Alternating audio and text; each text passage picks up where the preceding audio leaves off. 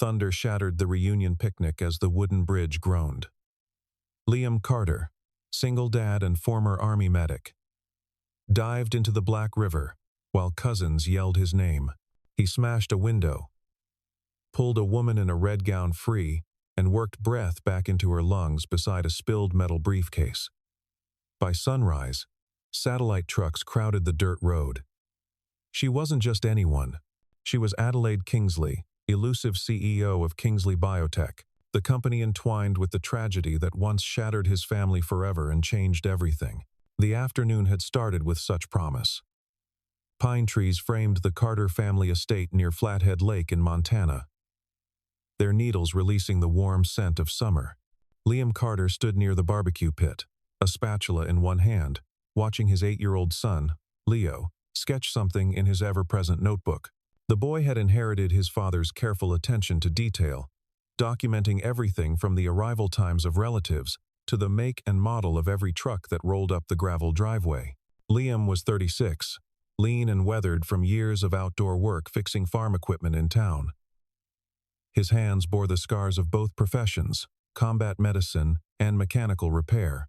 3 years had passed since he'd lost his sister Bridget to what the death certificate called respiratory failure. But what Liam knew in his gut was something far more sinister.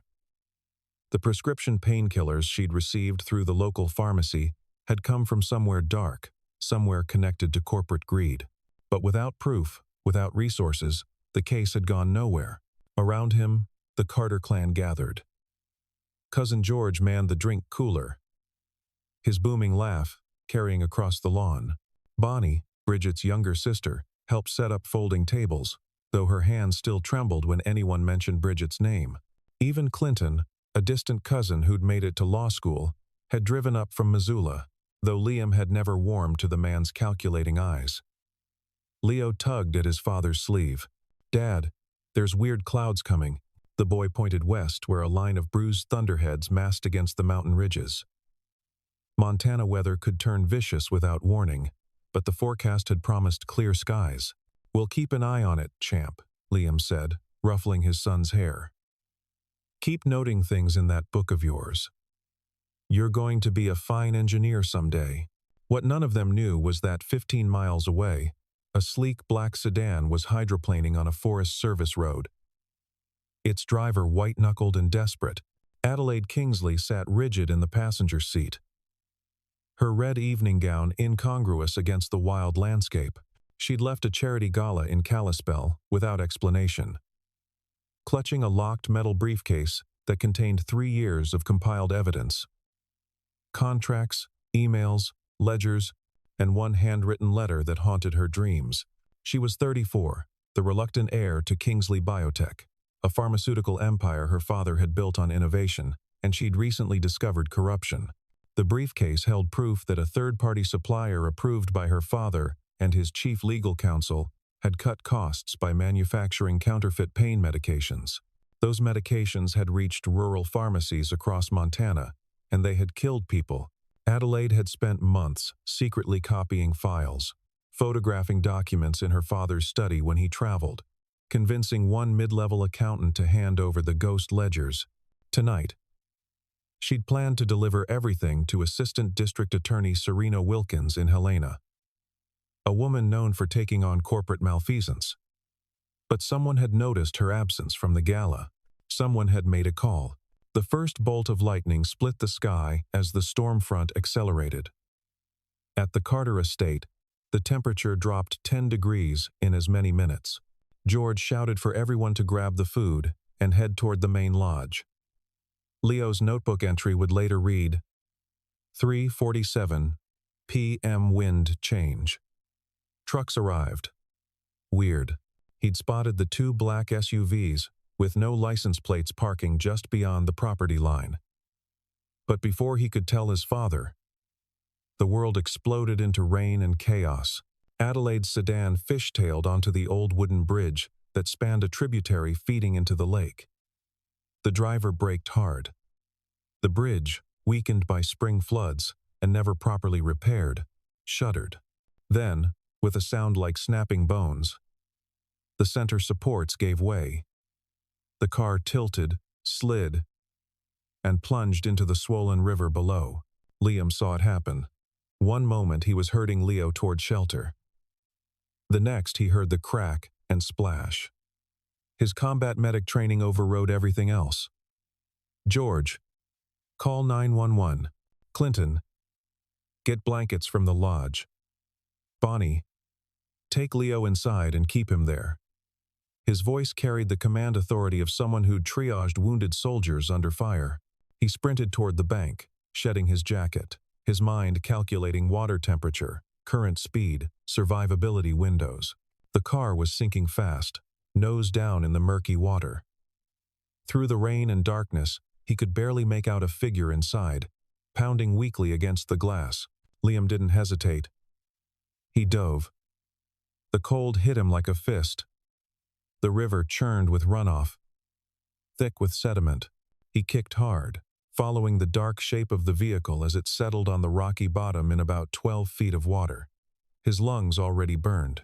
He found the rear passenger window, braced his feet against the car frame, and slammed his elbow into the glass once, twice, 3 times. On the 4th strike, it shattered. Water flooded in, equalizing pressure. Liam pulled himself through the broken window, found the woman in the red dress tangled in her seatbelt, her eyes half open and unfocused.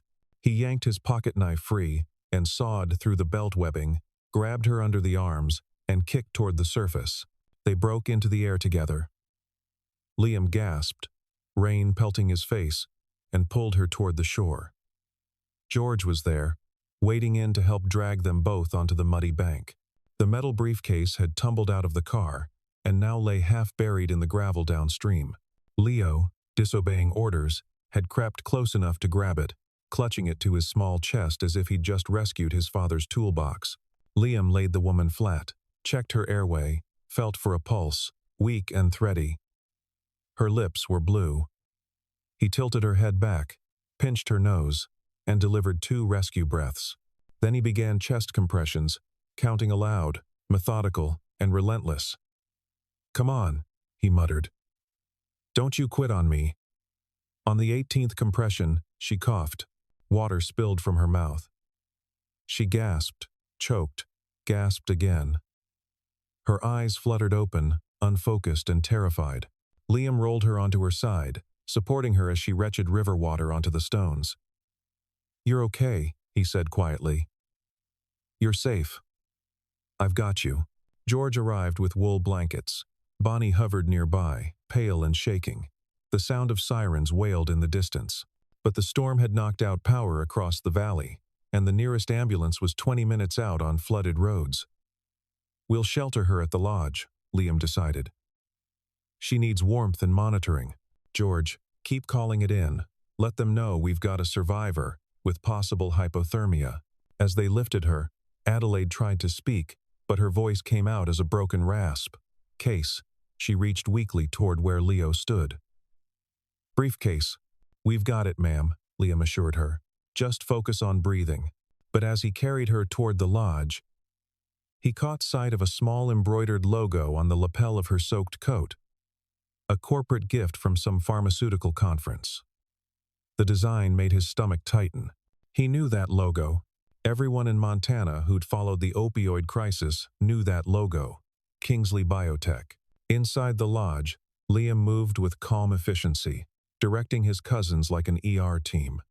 They got Adelaide out of her wet clothes and into dry thermal layers. He monitored her temperature, checked her pupils, listened to her lungs for signs of aspiration. She was stable, but disoriented, slipping in and out of consciousness. "Call me Ada," she whispered at one point, when Liam asked her name. "Okay, Ada. You're doing fine. Just rest." Leo sat cross-legged in the corner, the briefcase beside him, his notebook open to a fresh page. He wrote, "Dad, saved her. 4:50. 1 p.m. Briefcase. Heavy. Metal locks." He sketched the Carter family crest carved above the lodge fireplace, then added a smaller drawing of the woman's face. Peaceful now in sleep.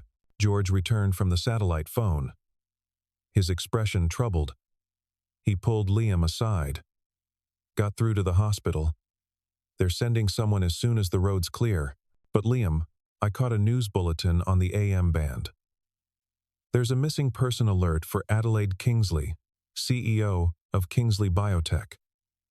Left a gala in Kalispell, last seen heading east. Liam looked at the woman sleeping fitfully on the couch. Then he looked at the briefcase. Then he looked at his son, who was watching everything with those quiet, intelligent eyes.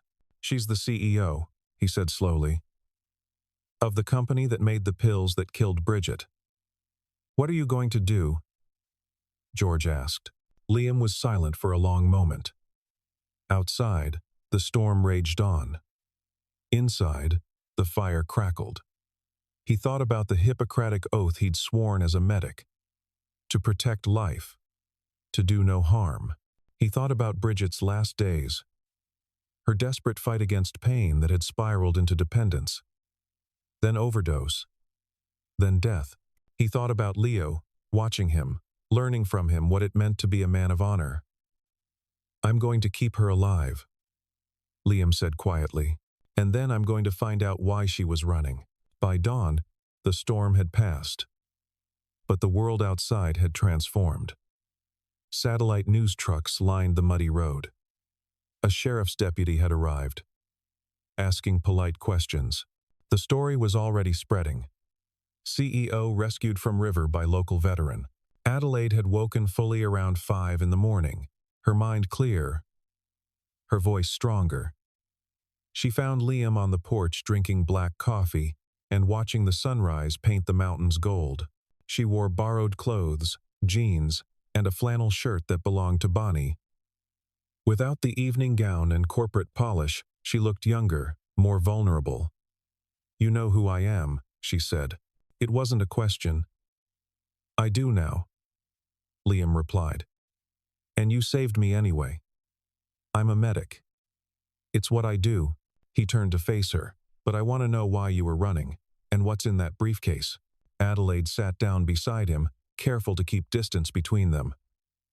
I need to make a call to a federal prosecutor. Someone I can trust. I have evidence.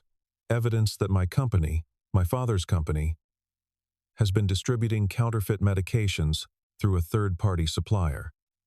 It's killed people, probably dozens, maybe more. Liam's jaw tightened. My sister, Bridget Carter, 3 years ago. Respiratory failure after taking prescribed pain medication she got from the pharmacy in town. Adelaide closed her eyes. When she opened them, they were bright with unshed tears. I'm sorry. I'm so sorry. That's why I'm running. That's why I'm risking everything, because people like your sister deserved better, and the people responsible need to face justice. Why should I trust you? The question came out harder than Liam intended. You're the CEO. You profit from this. She reached into the pocket of the borrowed jeans and pulled out a folded, water-stained paper. An email she'd kept as insurance. She handed it to him. This is correspondence between my father's chief counsel, Clinton Ward, and the supplier. It proves they knew. They knew the medications were substandard. And they buried the reports. I found this 6 months ago. I've been gathering everything since then. Liam read it. His hands shook. Clinton Ward. My cousin Clinton works for your company. He's your chief legal counsel. I didn't know you were related until now, Adelaide said. But yes. He's one of the architects of the cover-up. The pieces clicked into place. Clinton's expensive suits. His new car. His evasiveness whenever anyone mentioned Bridget's case. Liam felt a cold fury settle over him, but beneath it, a strange clarity. This woman, this CEO, was trying to burn down her own empire to expose the truth. She could have stayed silent, stayed rich, stayed safe. I'll help you, Liam said, but there are rules. My son's safety comes first. You follow my lead out here. This is my territory, and the people coming after you, they're going to be dangerous. Agreed, Adelaide said. Agreed. She extended her hand. They shook. and in that moment, an alliance was forged. Inside, Leo had been watching the two black SUVs through his toy binoculars. He wrote down their partial plate numbers and the time they'd arrived. He sketched the men inside, dressed too formally for a rural rescue scene. When one of them stepped out to make a phone call, Leo noted the earpiece, the bulge of a concealed weapon. By mid-morning, the first direct threat arrived. The power had been restored, but the phone lines were still down. A man in a dark suit approached the lodge, flanked by two others who looked more like private security than corporate attorneys. The lead man introduced himself as Bernie Pike, head of corporate security for Kingsley Biotech. "We're here to ensure Miss Kingsley's safe return," Bernie said smoothly. "And to retrieve company property." Liam stepped between Pike and the lodge door. "Miss Kingsley is recovering from near drowning. She's not going anywhere until a doctor clears her, and any property you're referring to stays put until the sheriff says otherwise." Pike's smile didn't reach his eyes. "Mr. Carter, I understand you're a good Samaritan, but you're interfering in corporate matters you don't understand. That briefcase contains proprietary information. Legally, it belongs to Kingsley Biotech. Then you can file a claim with the county clerk on Monday," Liam said evenly. "Until then, it's evidence in a vehicular accident under investigation." The standoff held for another beat. Then Pike nodded slowly. "We'll be nearby. For Miss Kingsley's protection, of course." He handed Liam a business card. "Call if you reconsider." As they drove away, Adelaide appeared at Liam's shoulder. "That was Bernie Pike. He reports directly to my father. If he's here, it means they know what I took, and they'll do anything to get it back." "Good thing I called in a favor," Liam said. A dusty pickup truck pulled up, and a broad-shouldered man in a sheriff's uniform stepped out. "Otis Brennan. We served together. He's the county sheriff now, and he owes me one." That night, Pike and his team made their move. The lodge lights went out all at once. A cut wire, not a blown fuse. Rocks clattered against the windows. A diversion. Liam had anticipated this. He gathered the family into the main room, set George at the front door with a shotgun and a phone, and led Adelaide and Leo out the back toward his truck. They made it halfway across the clearing when figures emerged from the tree line. Bernie Pike's voice called out, "The briefcase, Carter. Hand it over, and everyone goes home safe." Liam had the briefcase in one hand, his other arm around Leo. Adelaide stood close, her breath visible in the cold mountain air. "You're trespassing," Liam called back, "and threatening a child. Sheriff's already on his way. You want to add kidnapping to your charges?" A flashlight beam cut across them. Pike stepped forward, flanked by two men with tactical vests. "Last chance." Liam's response was calculated. He pressed a button on the radio clipped to his belt, a frequency Otis was monitoring. Then he moved. Years of hand-to-hand combat training took over. He shoved Leo toward Adelaide, dropped low, and swept the nearest man's legs out from under him. A rapid wrist lock disarmed the second. Pike lunged for the briefcase, but Liam drove an elbow into his solar plexus, folding the man in half. Sirens wailed in the distance. Pike staggered back, gasping. "This isn't over. That briefcase belongs to us." "No," Adelaide said, stepping forward. "It belongs to the families your company destroyed. And you're going to answer for it." Pike retreated into the darkness. By the time Otis arrived with two deputies, the security team was gone. But the message was clear. They'd be back. Otis took one look at the situation and made a decision.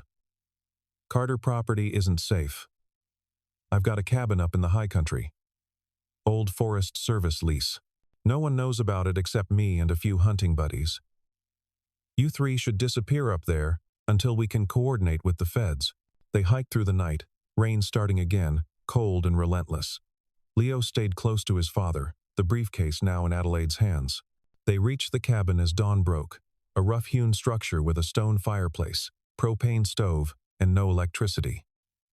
Liam got a fire going while Adelaide made coffee on the camp stove. Leo spread his notebook on the table, showing her his sketches and observations. "You're very good at details," she said gently. "Dad says details matter," Leo replied.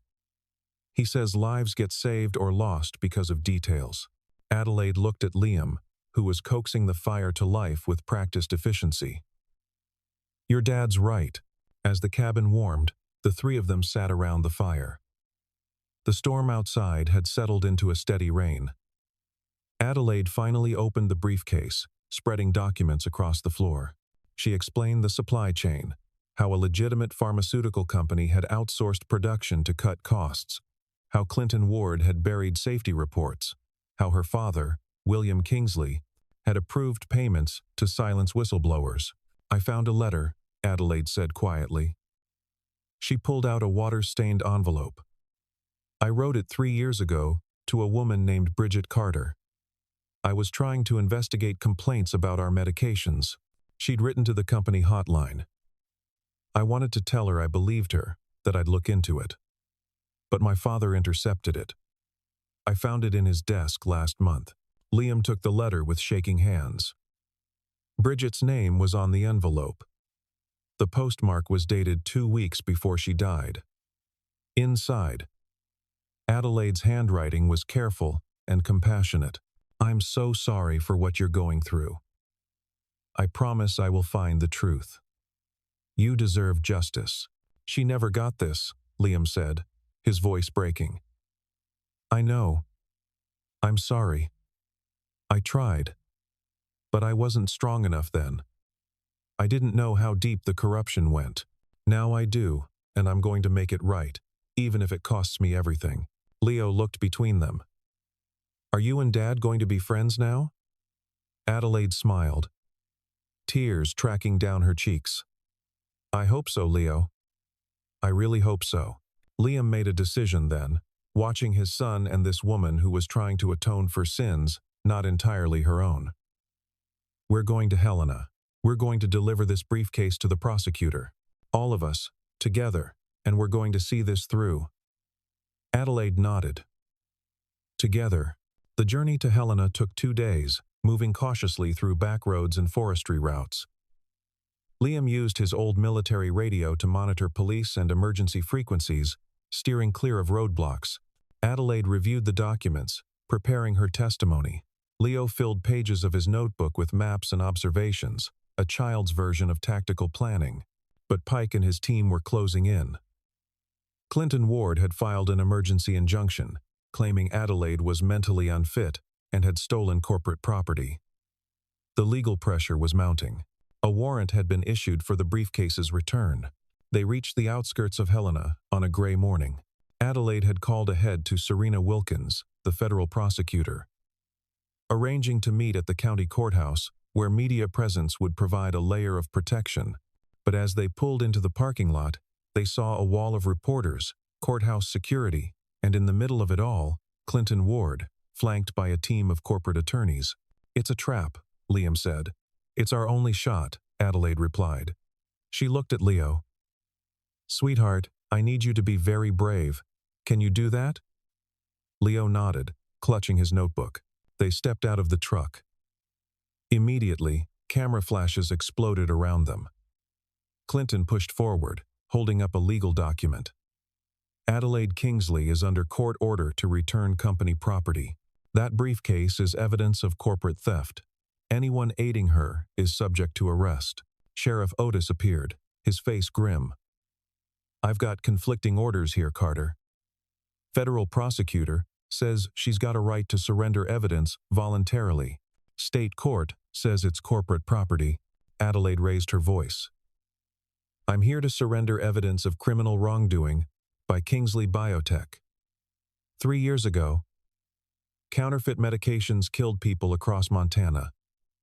My company knew, my father knew, and I have proof." Clinton sneered. "You have stolen documents and paranoid delusions. Your father's already initiating proceedings to have you removed from the CEO position for mental incompetence." The crowd of reporters surged forward.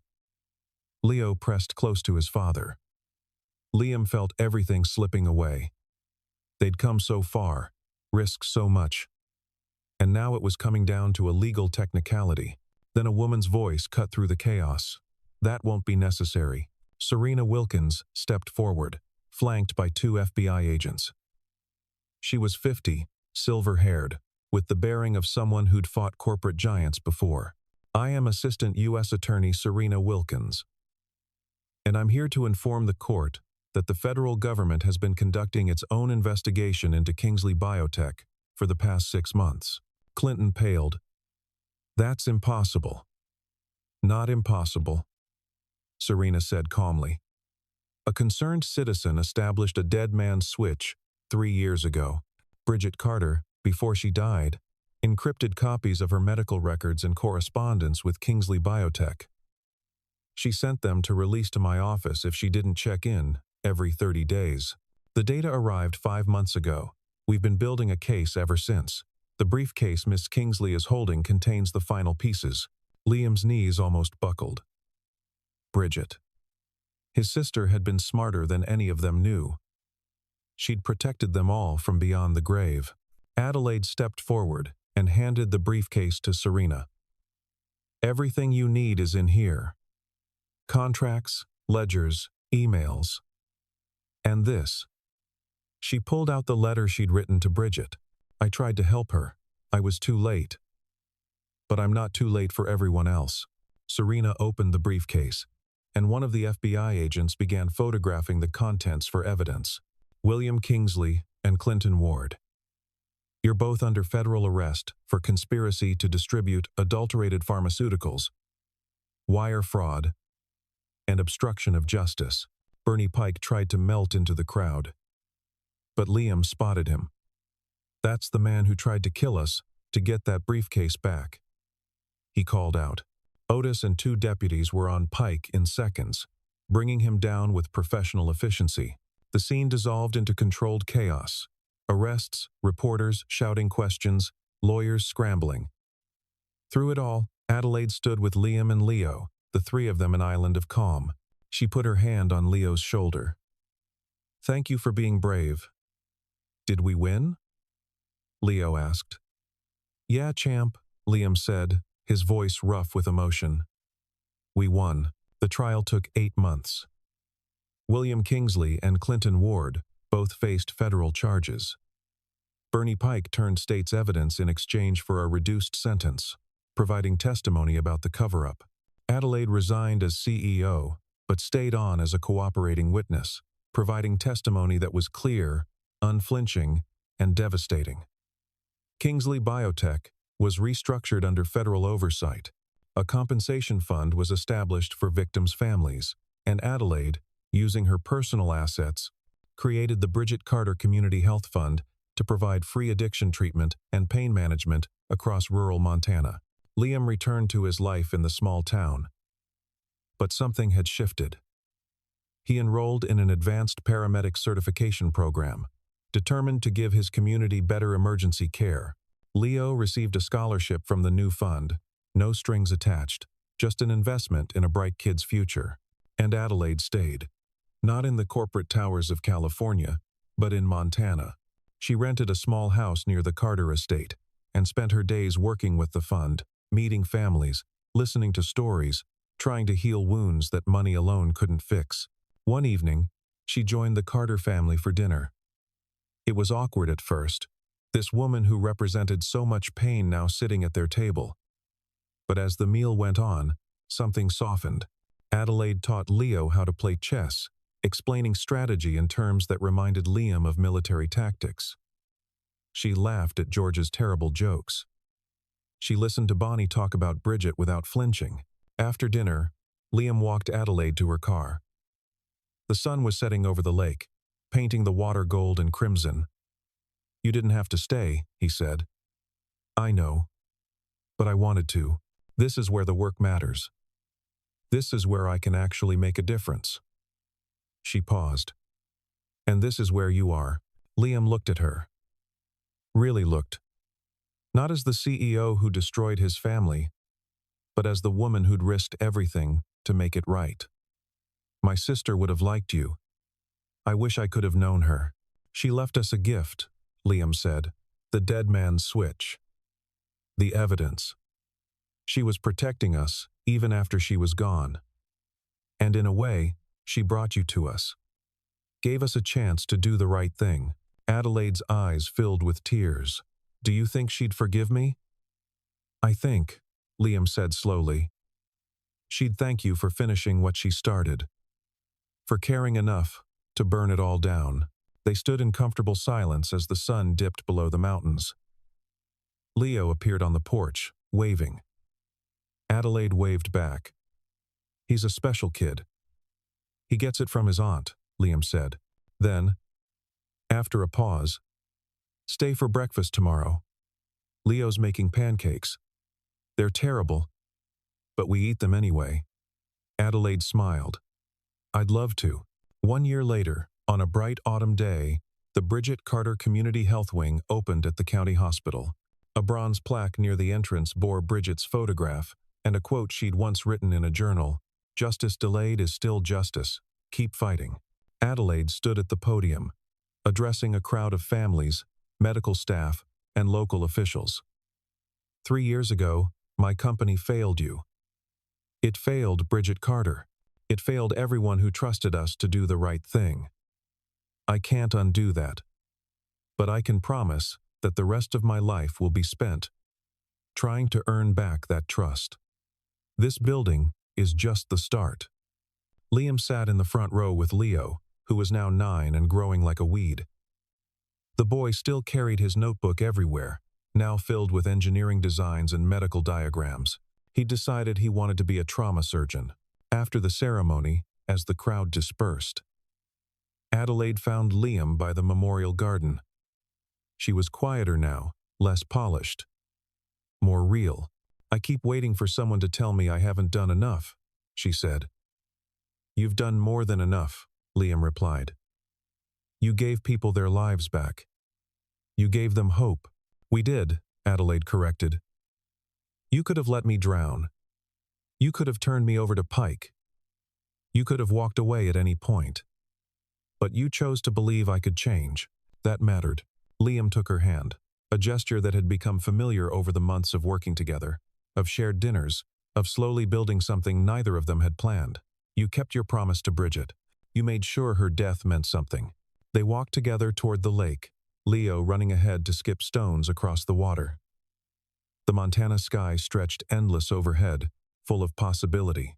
Behind them, the hospital stood as a monument not just to Bridget, but to the power of choosing justice over comfort, truth over silence. And in his pocket, Liam carried Leo's notebook, open to a page where the boy had written in his careful script. Dad saved everyone. Miss Adelaide made it right. Together, they're heroes. The end. But also the beginning. It was exactly that. An ending and a beginning, bound together by courage, sacrifice, and the slow, hard work of redemption. The briefcase that had started it all now sat in federal evidence lockup, its contents having brought down an empire and built something better in its place.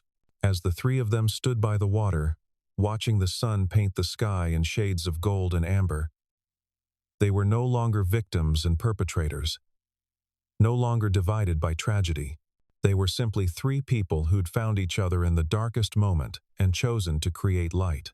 And that, in the end, was justice.